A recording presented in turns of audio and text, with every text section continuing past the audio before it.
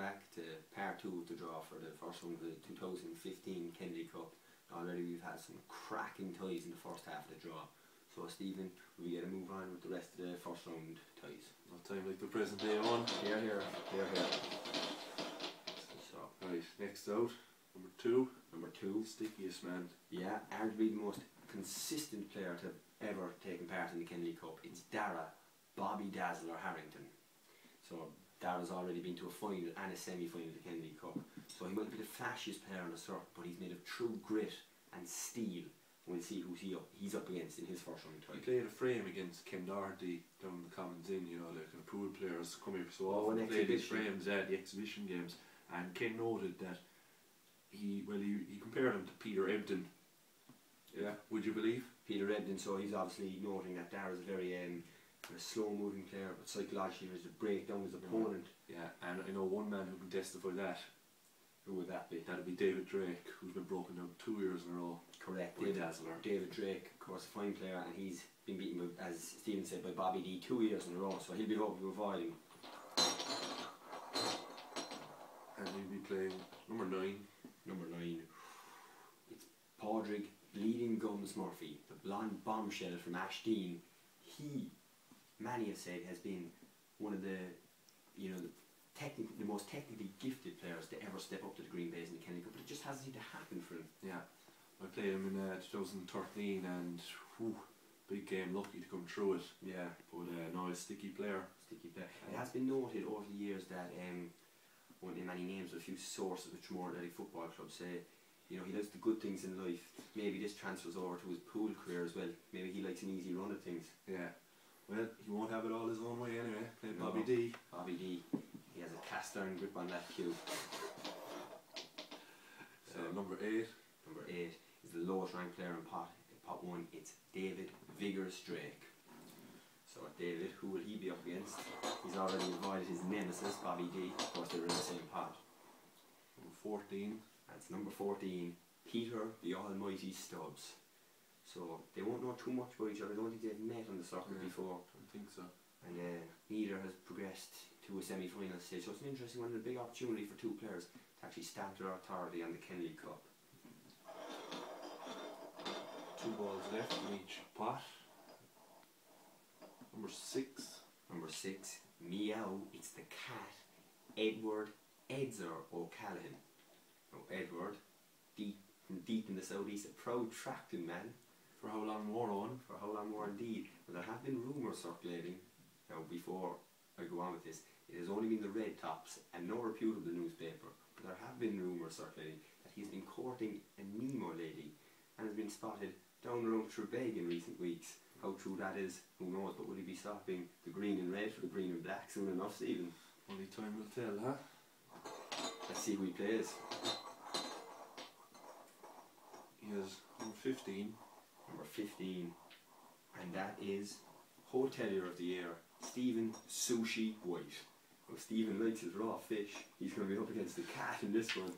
And an interesting one, both these players have played a lot of their pool in Barley Cove over the years. Stephen claims to be the Barley Cove champion. I wonder how the dynamics of that will work out. We'll see what the cat makes of it. Yeah, he'll have his claws out for that time. Sharpened and all, I'd assume. The cat will eat the sushi. And finally, number 4. It's the bad guy of pool, Michael Slippery O'Neill. Michael, of course, could be his last Kenley Cup. He's off to join the pro ranks in China in March. So he wanted to make his mark. March to the final last year was beaten by Chris Dennehy. So it could be the last chance for Michael before he goes to the home of David Wang, the Orient. And we'll see who he's up against. He'll be playing number 12. Number 2. Oh! Hold the phone. He's up against Carrigaline man, Stephen Cue-Ball Cochran. Now, I think that actually when you go back through their lineage, they are related in some way, but forget that. There's no love lost between these two men. Allegedly there's bad blood. Bad blood, allegedly. It might have come up last, but for me it's to tie it around big time. Slippery O'Neill versus Cue-Ball Cochran. And Steve, of course, they call him the Jimmy White, the whirlwind of the Kenley Cup, because he comes with the curly hair, the swagger, the nice waistcoat, the nice tie, and his own cue in hand. He's never got past the first round. I I'd say in the 2 years of Kenley Cup, Cork and Mayo only have been at the table for a combined 8 minutes. Some say, I'd say, how many balls do you reckon he's after potting? Not even 8. Could even be less than David Wang. Whoa. Yeah, Wang can be ranked higher than the table. But Wang is actually ranked number 10 and Stephen Corker number 12, so it's an interesting foible for the Kenley Cup ranking gurus out there. But there's a few interesting ties. Mike O'Neill and Steve were talking about to pick it around. Stephen Leonard against John the Hammer Neville. He wants to retain it. I think he'll be able to get over that one. Chris Dennehy, the champion, he is Wang. I think Chris won't be happy with that one bit.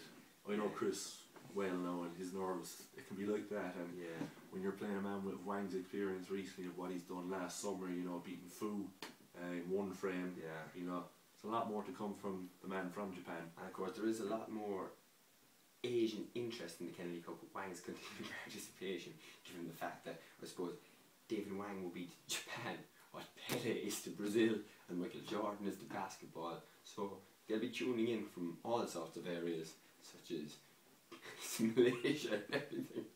Szechuan, Cambodia. I think there's big interest in Cambodia this year, if you want to give a shout out maybe to... Yeah, I think David Wang's good friend Niall Cook is in Cambodia actually at the moment, so he'll be watching. I mean, there's Padraig Murphy ranked outside the top 8, the blonde bombshell. He'll be looking to have an impact. So it's way open there, and of course the unknown entity, Dixie Bear. Like, I mean, nobody knows what Dixon Barry is capable of. Is he even right-handed or left-handed? Or God forbid, is he ambidextrous? Who knows? But anyway, that's the draw for the Kenley Cup. And as always, we're really excited. It's going to be on this year in the LV Bar, McCurtain Street, on the 9th of January at 5 o'clock. And we urge any supporters of pool in Cork to get up to the event. And also, we'd like to thank our sponsors, Fun Manway Adventureland in Dunmanway, West Cork. Not only did they sponsor this beautiful new trophy, but they're our sponsors of the event. And as I said earlier, they've now, in 2015, they're going to have mountain boarding, which for all you adrenaline junkies out there, you got to check out. For all you interested in the Green Bays, it's the Kenley Cup, that's the draw. We look forward to seeing you all on the 9th of January 2015, 5 o'clock in the LV Bar, McCurtain Street. It's going to be a good one. Good night.